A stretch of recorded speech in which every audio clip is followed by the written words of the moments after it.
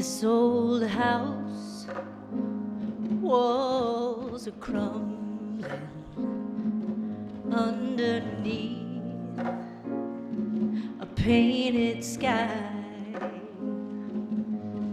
When the real thing is out there waiting, deep and wide as it is high. From this dry well, I can hear the river running by. Love is trying to make it easy, giving it away free, and we want to pay. Oh, love, sitting on our fingertips, waiting on the edge of our lips, and we don't know what to say. Don't give up on us, don't give up on us now, love.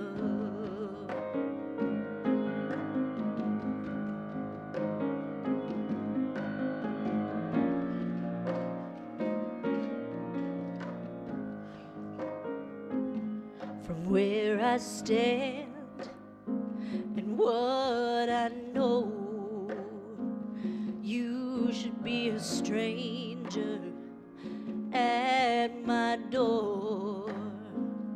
Oh, and the part I played made me weary. I don't want to be that, oh, not anymore. And I never knew who I was playing it for. Love is trying to make it easy, giving it away free, and we want to pay. Oh, love is sitting on our fingertips, waiting on the edge of our lips. We don't know what to say. I belong to you like you belong to me. Let it be the truth, solid as the earth, anchor in our feet. My freedom is for you.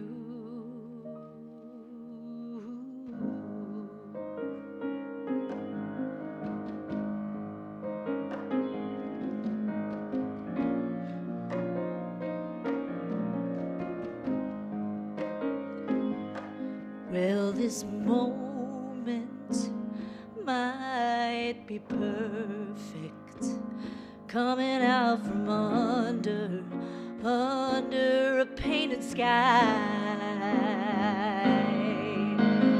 Love is trying to make it easy, giving it away free, and we want to pay. Oh, love is sitting on our fingertips, waiting on the edge of our lips. We don't know what to say. Don't give up on us, don't give up on us now. Don't give up on us, don't give up on us now. Don't give up on us, don't give up on us, love.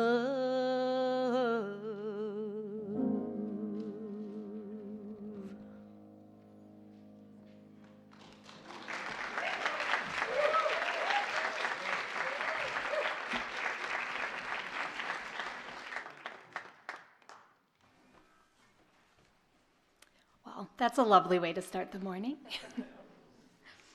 Good morning, everyone, and welcome to the Unitarian Universalist Church of Silver Spring. My name is Charlene Calhoun. I am this morning's worship associate, and my pronouns are she, her. From many cultures and sexualities, genders, and beliefs, we come together into one congregation. If you're visiting with us today, we're so glad you're here. If you'd like to learn about our free faith or how to join this congregation, Julia Snyder is today's welcoming captain and will be happy to connect with you, and she is there in the back waving.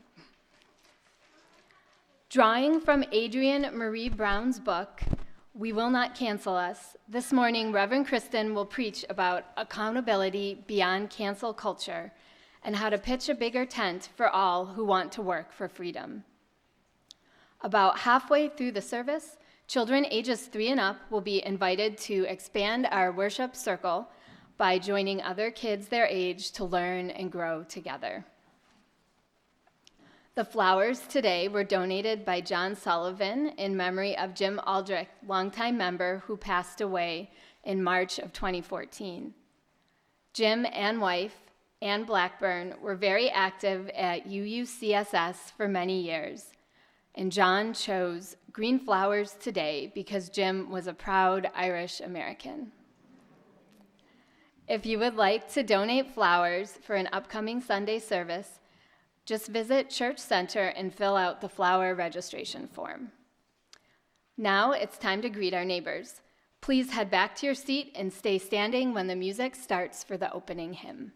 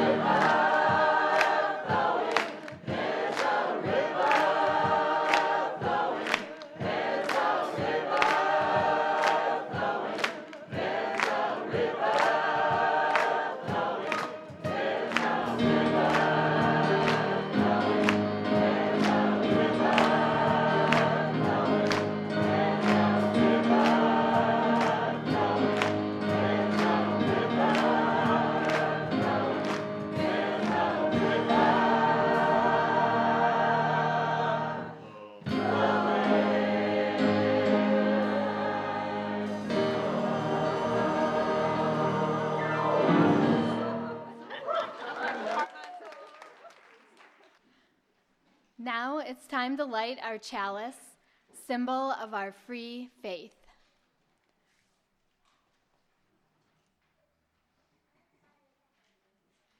this light warm our hearts with love and caring, and guide us in the ways of truth.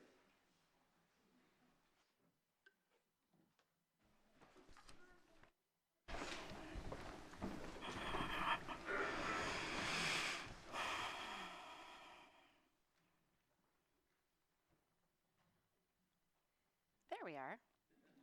Good morning, everybody. I'm Reverend Kristin. I serve this congregation as senior minister. My pronouns are she, her, and hers. And today's wisdom story is called What If Nobody Forgave? And it was written by Barbara Marshman. So once upon a time, in a land far, far away, a wise old traveler journeyed into a village.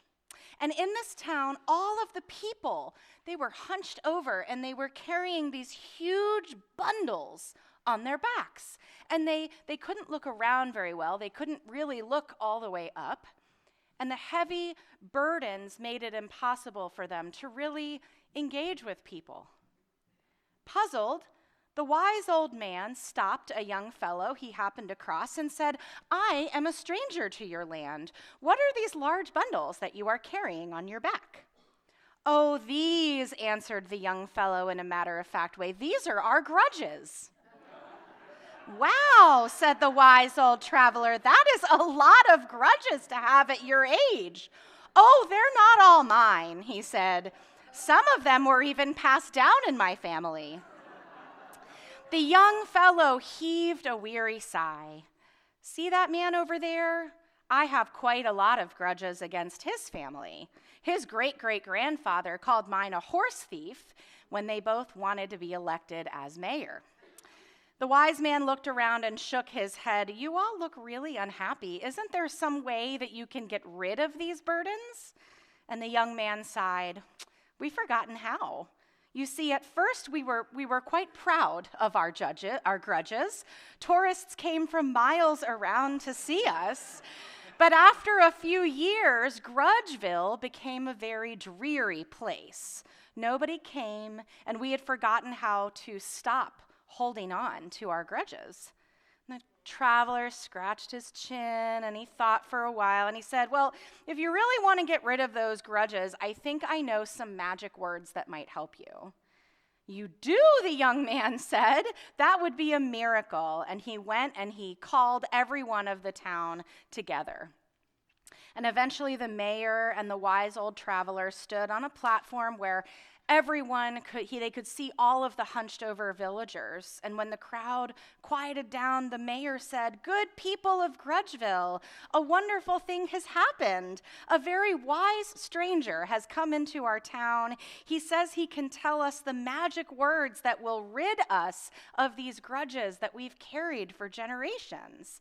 How many of you would like to be able to put your grudges down and straighten up and look at the world in a whole new way?" "My friends, these words are simple," the stranger said, "yet some people find them very hard to say.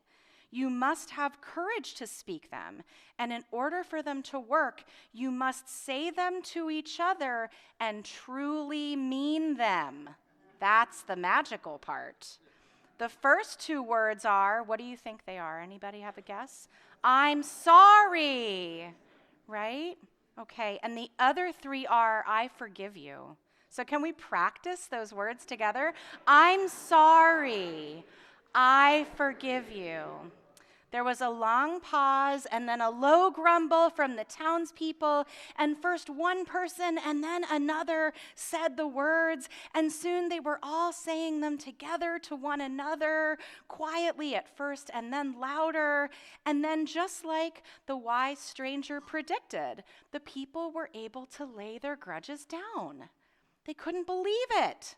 They were shocked to see how much the trees had grown. To be able to look into each other's faces again, to see the birds flying in the sky. The people of Grudgeville danced in the streets that day, and it wasn't long before the mayor changed the town's name to Joy Town. And that's the end of our very precious story today.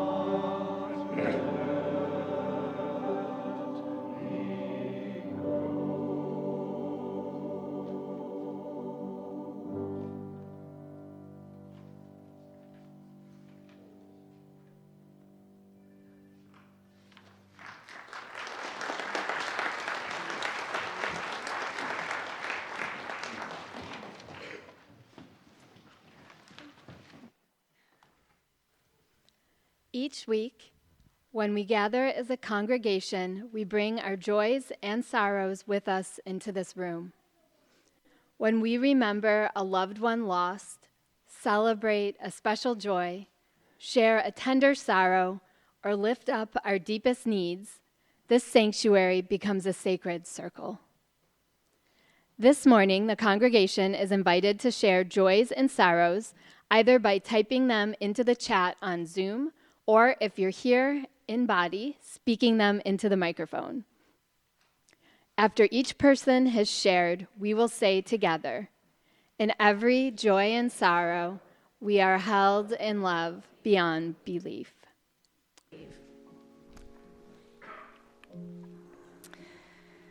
I will conclude our joy and sorrow time this morning by sharing a joy. Yesterday morning, together with Joe and so many others who are here, we welcomed 15 people to our Pathways to Membership class. It was absolutely fantastic. What an awesome opportunity to get to know newcomers to the congregation. So I just wanted to share that good news with all of you. So in just a moment, we will share a time of quiet together for personal meditation, reflection, prayer, whatever your own practice. And if you've suffered a deep loss over the last year, or if this time of year is the anniversary of a deep loss in your life, you can stand or raise your hand if you wish, so the congregation can bear witness to your grief. In the midst of a chaotic world with so much suffering and sorrow, with so many chores and responsibilities, it can be a relief to turn inward and tune into our innermost selves. So often we are encouraged to suppress the shadow sides of ourselves, the voices in our minds that say wackadoodle things. It can be a gift if instead we try to befriend those pieces of ourselves. In quiet moments when we pay attention to our innermost selves, we can imagine ourselves sitting next to our egos, putting our arm around the shoulders of our own inner critic. I invite you, if you wish, to try giving some love to those pieces of yourself in the quiet today. Now, as the quiet blossoms among us, may it blossom within us as well.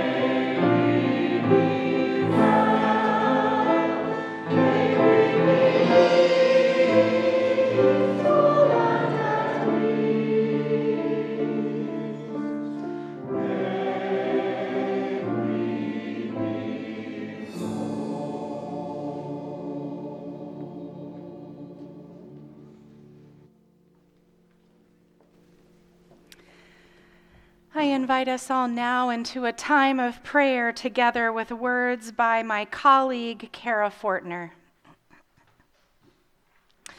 Comfort us in our complicated grief, O movement that strives for a loving way. Remind us of our shared humanity, that we are united with all other living beings on this precious planet, on the edge of a galaxy among millions of galaxies. Empower us to love our neighbors and those who curse us. Open our hearts to the healing we need. Open our country's hearts to the healing we need. Open our enemies' hearts to the healing they need. May we be more than our worst thoughts. May we be the radical love we proclaim we are. May we know that love can heal us, all of us, if we act with compassion, if we offer grace. O movement towards love, work through us for a world where the least is not kept down so others may trample on them, where violence is not celebrated and perpetuated through hatred and division. Please, dear God of many names, hear this prayer. Work in our hearts, be on our lips and in our actions. May we be in your loving movement always. Amen. Children of all ages are always welcome here in the sanctuary, but most Sundays, kids are invited to learn together with others their age. So if you are an RE teacher or a kid ages 2 and up, and you would like to go do activities with other kids now, please join us here up front. The learning and growing our children do is an expansion of our worship. In this spirit, let's sing "May I Be Empty" as they carry the flame of our chalice with them to their classrooms. May I be empty and open to receive the light. May I be empty and open to receive. May I be full and open to receive the light. May I be full and open to receive. May I be empty and open to receive the light. May I be empty and open to receive. May I be full and open to receive the light. May I be full and open to receive.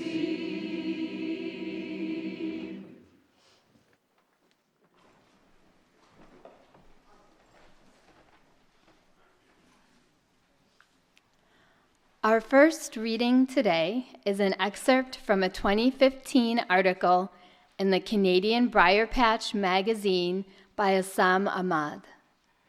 It's titled, "A Note on Call-Out Culture."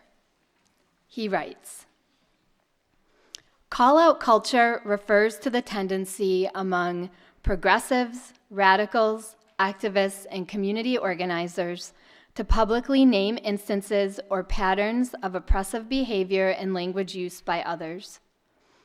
People can be called out for statements and actions that are sexist, racist, ableists, and the list goes on. Because call-outs tend to be public, they can enable a particularly armchair and academic brand of activism, one in which the act of calling out is seen as an end in itself. What makes call-out culture so toxic is not necessarily its frequency so much as the nature and performance of the call-out itself. Especially in online venues like Twitter and Facebook, calling someone out isn't just a private interaction between two individuals. It's a public performance where people can demonstrate their wit or how pure their politics are. Indeed, sometimes it can feel like the performance itself is more significant than the content of the call-out. This is why calling in has been proposed as an alternative to calling out. Calling in means speaking privately with an individual who has done some wrong in order to address the behavior without making a spectacle of the address itself. In the context of call-out culture, it is easy to forget that the individual we are calling out is a human being, and that different human beings in different social locations will be receptive to different strategies for learning and growing. For instance, most call-outs I have witnessed immediately render anyone who has committed a perceived wrong as an outsider to the community. One action becomes a reason to pass judgment on someone's entire being, as if there is no difference between a community member or friend and a random stranger walking down the street, who is, of course, also someone's friend. Call-out culture can end up mirroring what the prison industrial complex teaches us about crime and punishment, to banish and dispose of individuals rather than to engage with them as people with complicated stories and histories.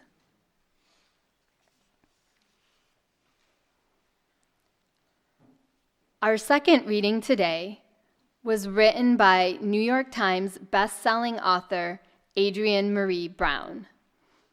It is from a small book called We Will Not Cancel Us and Other Dreams of Transformative Justice. She was encouraged to write the book after a blog post she wrote went viral. The blog post was about cancel culture, call-out culture, and its impact on the work of liberation. Knee-jerk call-outs say, those who cause harm or mess up or disagree with us cannot change and cannot belong. They must be eradicated. The bad things in the world cannot change. We must disappear the bad until there is only good left. But one layer under that, what I hear, is we cannot change. We do not believe we can create compelling pathways from being harm doers to being healed to growing. We do not believe we can hold the complexity of a gray situation. We do not believe in our complexity. We do not believe we can navigate conflict and struggle in principled ways. We can only handle binary thinking, good, bad, innocent, guilty, angel, abuser, black, white, etc. We need the people within our movements, all socialized into and by unjust systems, to be on liberation paths. Not already free, but practicing freedom every day. Not already beyond harm, but accountable for doing our individual and internal work to end harm and engage in generative conflict, which includes actively working to gain awareness of the ways we can and have harmed each other, where we have significant political differences, and where we can end cycles of harm and unprincipled struggle in ourselves and our communities. We must learn to do this before there is no one left to call out, or call we, or call us. Here end today's readings.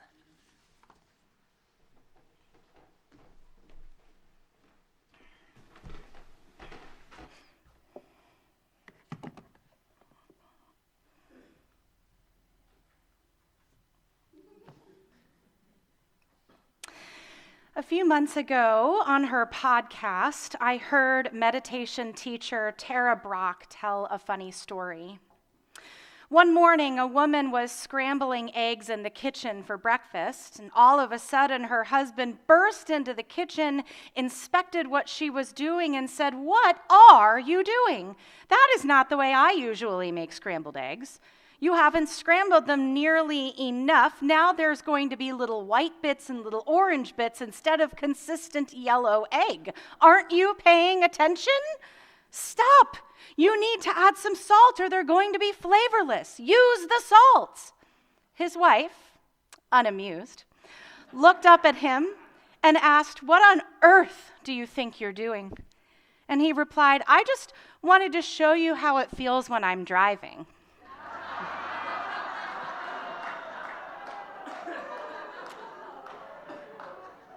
Something tells me that scratched an itch. All right.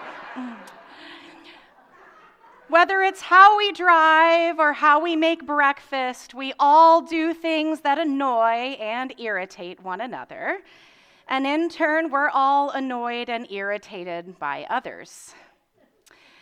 So seeking and granting forgiveness, it's a crucial part of life if we don't want to end up weighed down by a whole lot of grudges, right? But some wrongs do much more than just annoy or irritate us.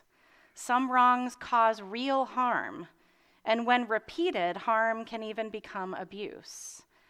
Those wrongs can be much harder to forgive. And when unjust systems enable a lot of people to harm and abuse a lot of other people, sometimes for generations, that harm becomes systemic. This is why the work of liberation is so important.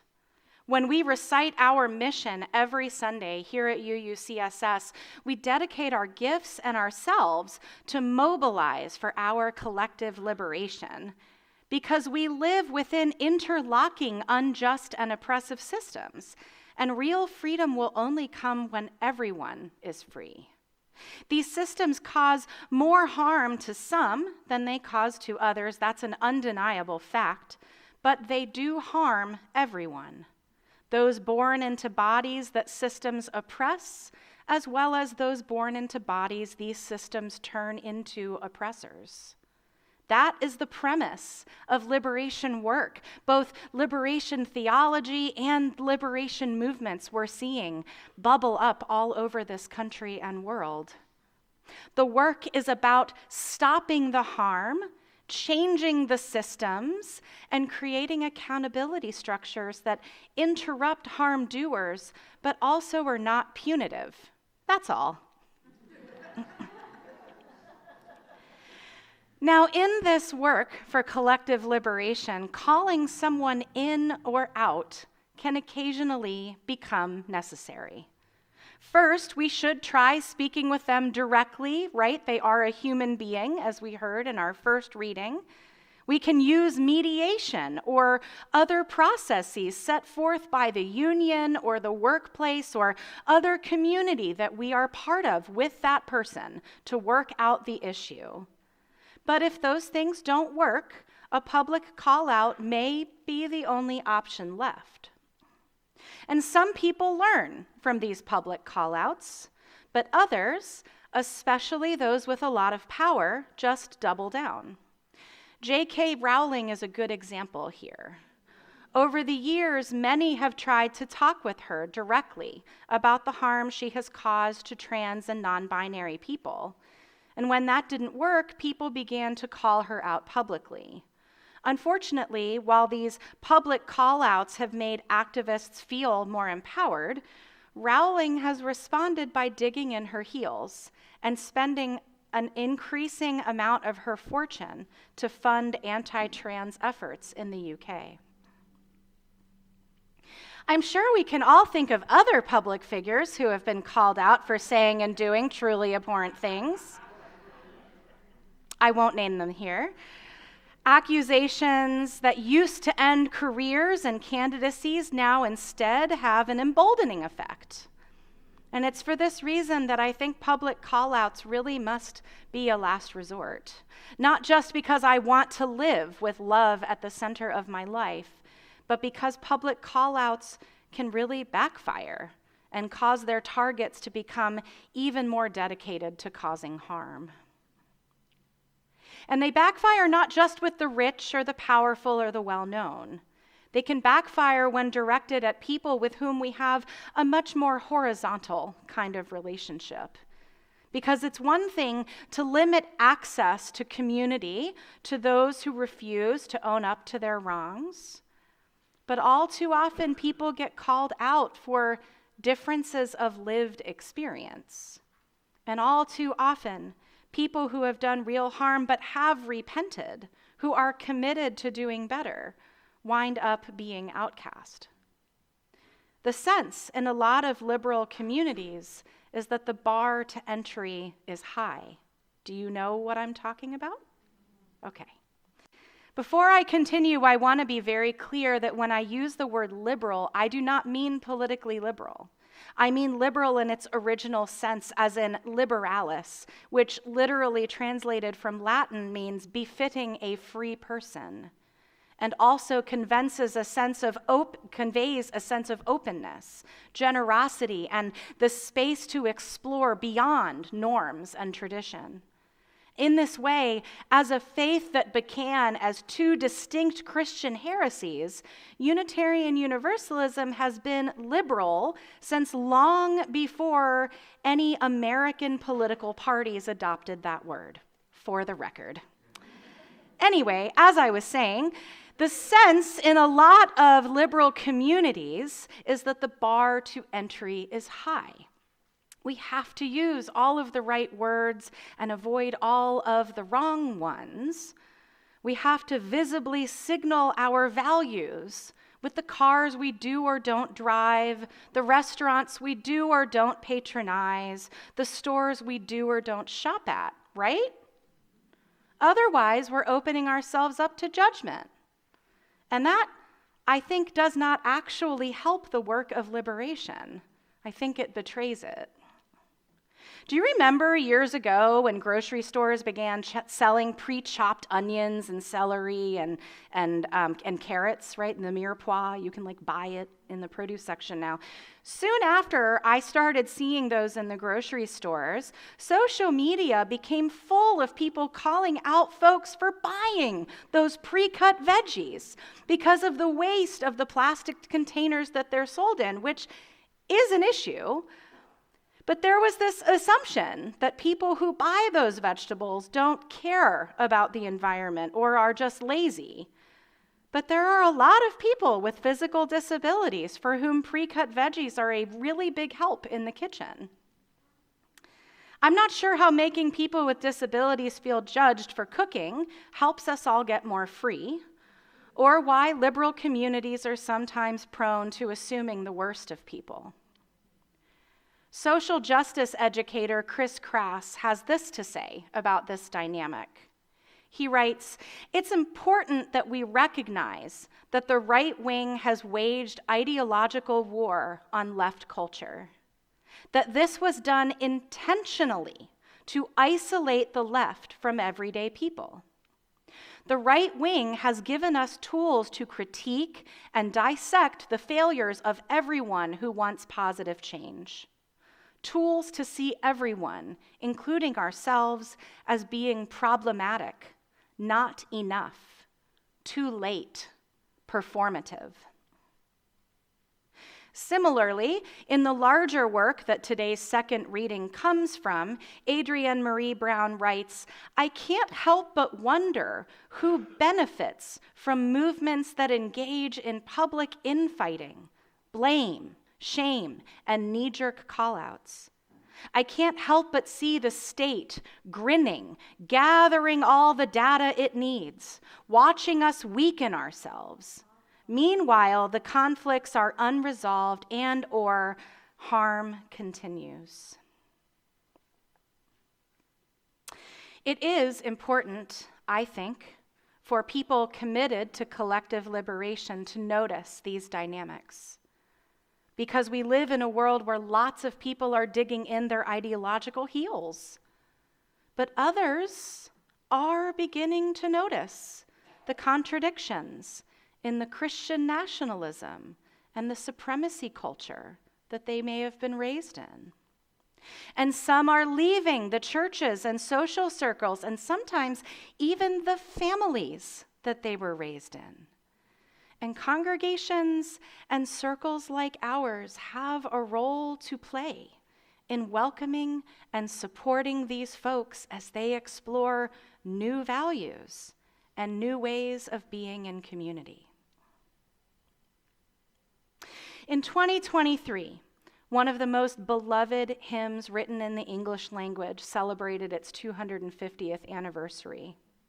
In 1748, John Newton's slave trading ship was engulfed in a fierce storm.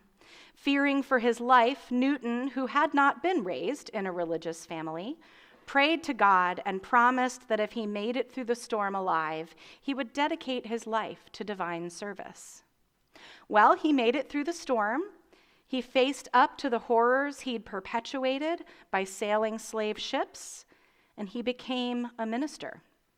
And in 1773, he wrote the hymn Amazing Grace, based in part on his own experience of being given the grace to face the error of his ways and change his life. After moving to London, he joined other abolitionists in working for a parliamentary campaign, which eventually outlawed the slave trade in England in 1806. Reverend Newton's story always makes me wonder something. As theorist, educator, and social critic Bell Hooks puts it, how do we hold people accountable for wrongdoing and yet at the same time remain in touch with their humanity enough to believe in their capacity to be transformed? That right there is the universalist part of our tradition. If Reverend Newton had been met with exclusion and judgment because of his past, he might never have become a minister, written that beloved hymn, or I think most importantly, dedicated the remainder of his life to working for liberation. When Reverend Newton repented, he found forgiveness, but that did not absolve him of accountability. Rather, it allowed him to begin living a life of making repair.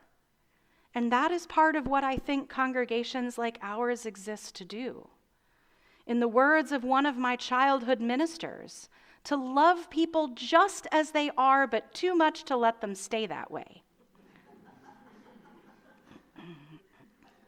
Or as Chris Crass writes, liberation culture encourages us to become and be the leaders we needed or wish we had when we were new. Liberation culture does not demand that people already know all the right words, all the right phrases, all the right reference points, all the right people. Rather, liberation culture believes in people's capacity and helps us as organizers and leaders to get really good at putting that belief into action, including believing in ourselves. In one way or another, if we are honest with ourselves, I bet we have all been lost and then found in one way or another. I imagine each in our own ways, we have had the experience of being blind to a particular truth, only to suddenly learn to see that truth for what it really is. That amazing grace is something offered to us by circumstance, by the universe, some believe by God. But we can also offer it to one another. It does not absolve us of accountability, but often invites us into lives of deeper repair and deeper learning and deeper love. May we be a congregation that extends that amazing grace. May we be a people who live lives of deep repair, deep learning, and deep, deep love. Amen.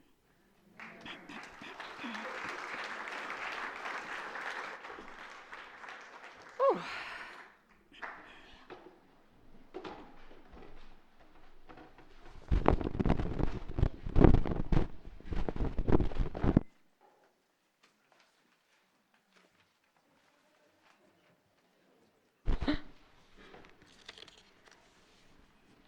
This congregation is possible, not because we charge people a fee for Sunday services or religious education, and not because we receive money from the government or from our denomination. Everything this congregation is and does is possible because we choose to share our gifts here. All of our gifts are important, including our financial support. However you choose to make your gift, I hope you will join me in giving generously. Now, please join me in dedicating all of our gifts to the mission of this congregation, to create joyful spiritual community where we connect deeply, serve, and mobilize for our collective liberation. Sunday support volunteers will now pass out the plates as the offering is given and received.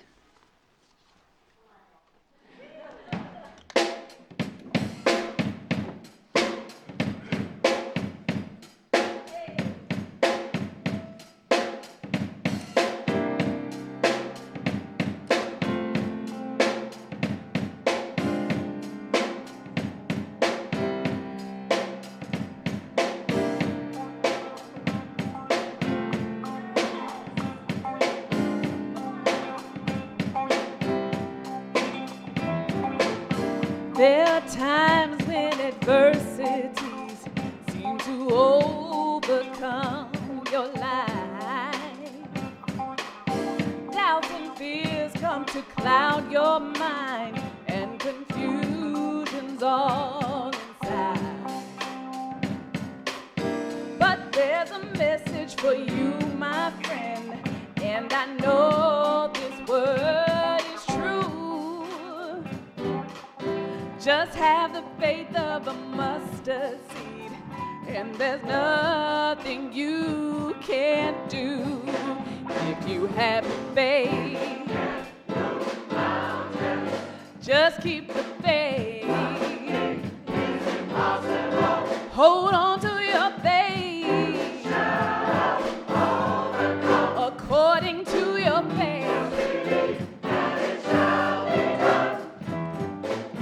Your river may seem too hard to cross, and your mountain too hard to climb. But you can conquer your circumstance if you keep this thought in mind. Faith is the substance of things hoped for, and the evidence of things not seen. If you walk by faith and not by sight, you will realize your dreams. If you have faith, hold on to your faith. Just keep the faith, according to your faith. If you have faith, just keep the faith. Hold on to your faith, according to your faith. Faith, faith, faith.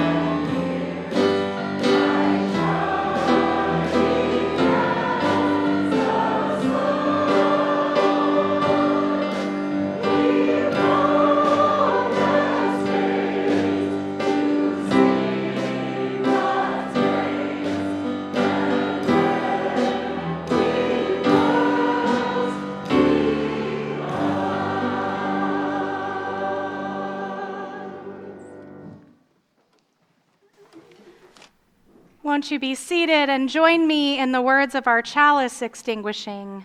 Carry the flame of peace and love until we meet again. And now our worship is over and our service begins. We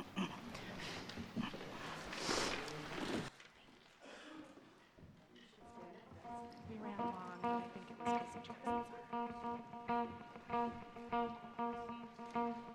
Don't feel like you have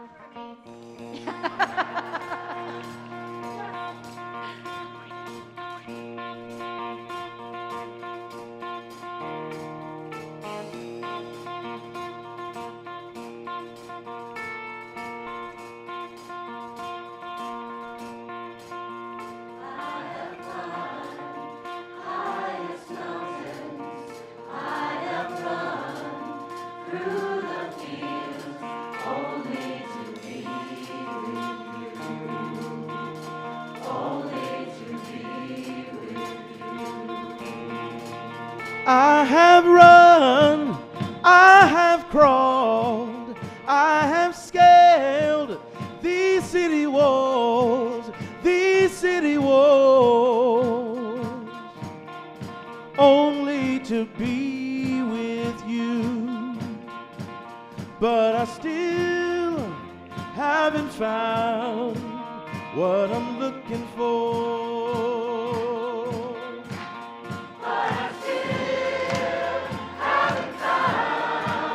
What I'm looking for. I have kissed honeyed lips, held the feeling of fingertips. It burned like a fire. Said it burned with desire. I have spoke tongues of angels. I have held the hand of a devil. It was warm in the night. I was cold as stone. But I still haven't found what I'm looking for. But I still haven't found what I'm looking for. But I still haven't found what I'm looking for. But I still haven't found what I'm looking for. I believe kingdom to come. All of the colors will blend into one. Oh, I believe we will have love and peace. I believe it. Yes, I do, yeah. I still haven't found what I'm looking for. But I still haven't found what I'm looking for. But I still haven't found what I'm looking for. But I still haven't found what I'm looking for.